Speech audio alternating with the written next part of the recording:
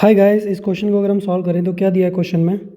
A man and a boy together, मतलब एक साथ काम कर रहे हैं दोनों। कौन? एक मैन है और एक बॉय है। Can do a certain amount of digging, तो मतलब जो वर्क है वो एग्जैक्टली डिफाइंड नहीं है, बस लिखा है कि कुछ डिगिंग कर रहे हैं वो लोग। तो वर्क को क्या मान लेंगे? 1 in 40 days, मतलब एक मैन है और एक बॉय है।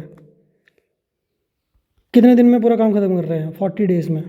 ये क्वेश्चन आपको समझ आनी चाहिए, ठीक है। Their speed in digging are in the ratio of 8:5, मतलब जो मैन है ना, मैन की जो स्पीड है एज कंपेयर टू बॉय वो 8:5 के रेशियो में है। समझ आई? तो क्या मैं ये बोल सकता हूँ कि मैन का एक दिन का काम बॉय के कंपेरेटिवली 8/5 टाइम्स होगा? क्योंकि भाई उसकी स्पीड अगर ज़्यादा है तो एक दिन में ज़्यादा काम करेगा ना, और उसका भी तो रेशियो सेम ही रहने वाला है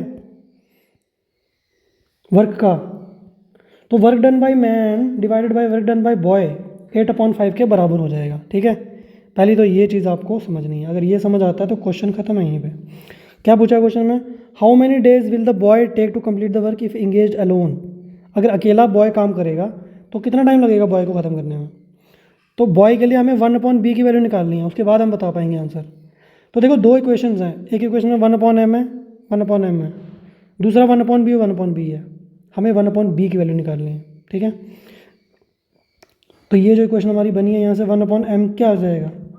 8/5 टाइम्स 1/b। इसको उठा के हम यहाँ पुट कर देंगे और 1/b को ले लेंगे कॉमन।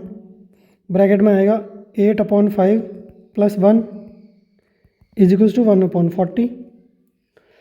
तो 1/b 8 5 कितना होता है? 13। 13/5 = 1/40। इनको अगर हम कट करें तो इधर 8 आएगा, तो 1/b की वैल्यू कितनी आ गई? 1/8 × 13, राइट। अब देखो 1/b की वैल्यू हमको मिल गई है। पूछा गया था कि b को कितना टाइम लगेगा पूरा काम खत्म करने में।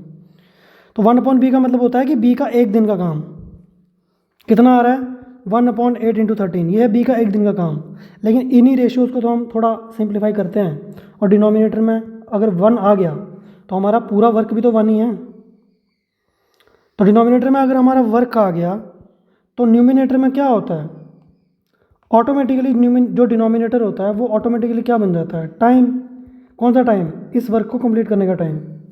तो कंप्लीट वर्क बॉय अगर करेगा तो उसको जो टाइम लगने वाला है that is going to be 18 × 30।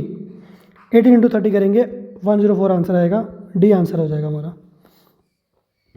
ठीक है। सिंपल क्वेश्चन है, आई होप आपको समझ आया होगा। अच्छा क्वेश्चन है, प्रैक्टिस कीजिए ऐसे क्वेश्चन बार बार। और ये मैन एंड वर्क टॉपिक काफ़ी इजी टॉपिक है, it will be your strong point in the exam.